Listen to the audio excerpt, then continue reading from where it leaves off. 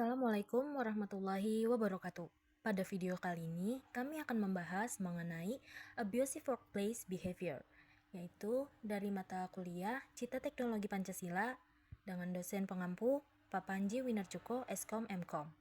Kami dari kelompok 2 dengan nama Milenika Yunitasari, Teknik Informatika dengan NIM 2371150024. Kemudian ada saya sendiri, Nur Fitri Desi, Teknik Informatika dengan NIM 2471150009. Baik, selanjutnya ada studi kasus. Pengertian, abusive workplace behavior adalah perilaku tidak etis di tempat kerja yang merugikan karyawan secara psikologis maupun profesional.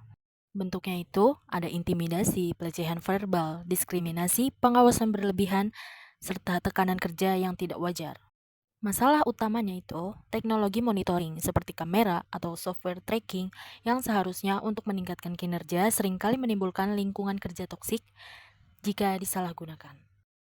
Baik, kita masuk ke masalah utama. Pertama, ada pelanggaran privasi pegawai, yang dimana monitoring berlebihan membuat karyawan tidak nyaman, hak privasi sebagai manusia terabaikan. Yang kedua, ada dampak kesehatan mental, menimbulkan stres, depresi, burnout, mengurangi motivasi dan kepuasan kerja. Yang ketiga, penyalahgunaan kekuasaan.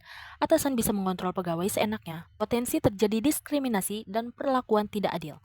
Dan yang keempat, ada produktivitas menurun, lingkungan yang toksik, dapat membuat menurunkan kinerja tim dan turnover pegawai meningkat. Baik, selanjutnya kita masuk ke analisis etika. Yang pertama ada kode etik ACM atau IEEE. Yang A menghormati martabat dan privasi individu. Yang B menghindari tindakan yang merugikan orang lain. Yang C bertindak dengan adil dan transparan. Yang kedua ada prinsip keadilan dan kesejahteraan.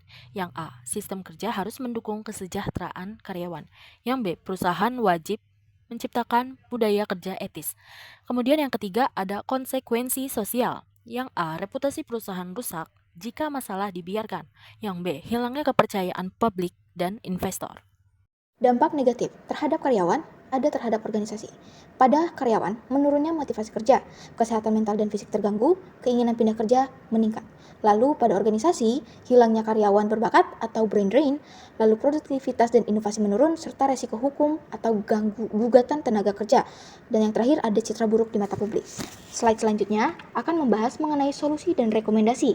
Ada pada solusi 1, batasi monitoring. Nah, pada batasi monitoring ini gunakan pengawasan hanya untuk keamanan dan efisiensi, bukan kontrol berlebihan. Lalu 02, itu kebijakan anti-abuse. Terapkan aturan jelas soal pelecehan dan perilaku abusif.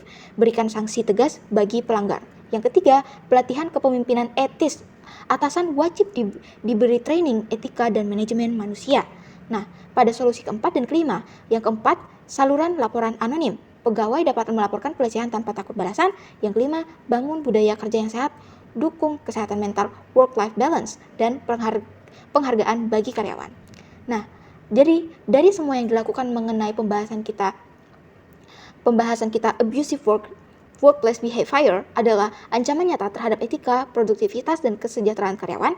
Perusahaan wajib menghormati privasi pegawai, mencegah penyalahgunaan kekuasaan, serta menegakkan budaya kerja etis dan sehat. Lingkungan kerja yang positif sama dengan karyawan bahagia, organisasi sukses. Terima kasih.